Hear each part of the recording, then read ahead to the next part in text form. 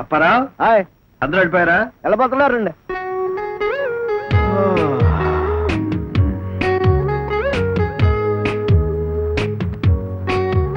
రవి రవి మీరా?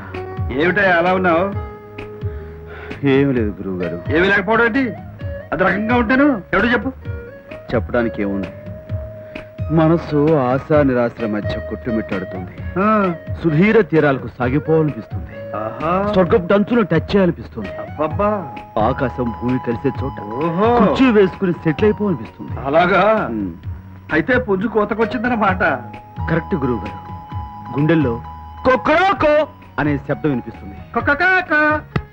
అయితే అదే అంటే అదే అదే అంటే అదే అంటే ప్రేమతో పని మాట. ఈ వయసులో మనకు కూడా అంతే గిలగిలగిలగిల కొట్టుకున్నామండి. అలాంటప్పుడు మీరు ఏం చేసేవారు? మీరా? విరహం తట్టుకోలేక బాగా మందు బిగించామండి. అంటే ఇప్పుడు నేను కూడా బిగించాలి. అయ్య బాబాయ్, ఈ ప్రేమ జబ్బుకు మంది అదేనయ్యా. అప్పారావు అయ్యా ఏర్పాటు చేయి. Very good. సరే కూర్చో. అబ్బాయి పెద్ద నువ్వు కూర్చోనండి. నువ్వు పిట్టగా అంటావు. 2 పెగ్గులు కొడితే ఒక బాటలో పడతావు. నువ్వే ఒక ఫుల్ బాటిల్ కొట్టానంటే అది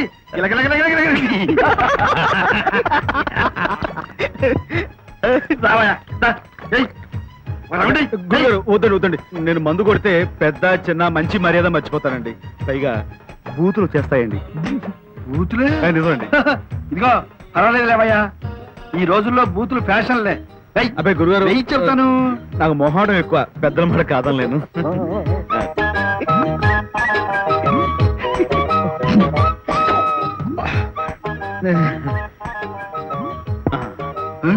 అలా చూస్తారండి గురువు గారు, ఇంకో రౌండ్ ఇచ్చుకోండి. ఏమిటయ్యా ఒకే దెబ్బ గ్లాస్ లేపేశావు? మరి వయసులో ఉన్నాం కదండి. బాలేవాడివే. నేనైతే కొట్టి బాటిలే కొడతాను, నువ్వు పేపర్ కొట్టేట్టున్నావు. చెప్పలేవాడివే. సర్లే కానీ గట్టాడు. చూడబాయ్. అబ్బాయి సోడా వద్దండి. ఏంటి నీటే? అమ్మ బాబోయ్, నువ్వు ఒట్టి పేపాగాడు కాదు, కన పేపాగాడివి. కానీ కానీ థ్యాంక్స్ అండి.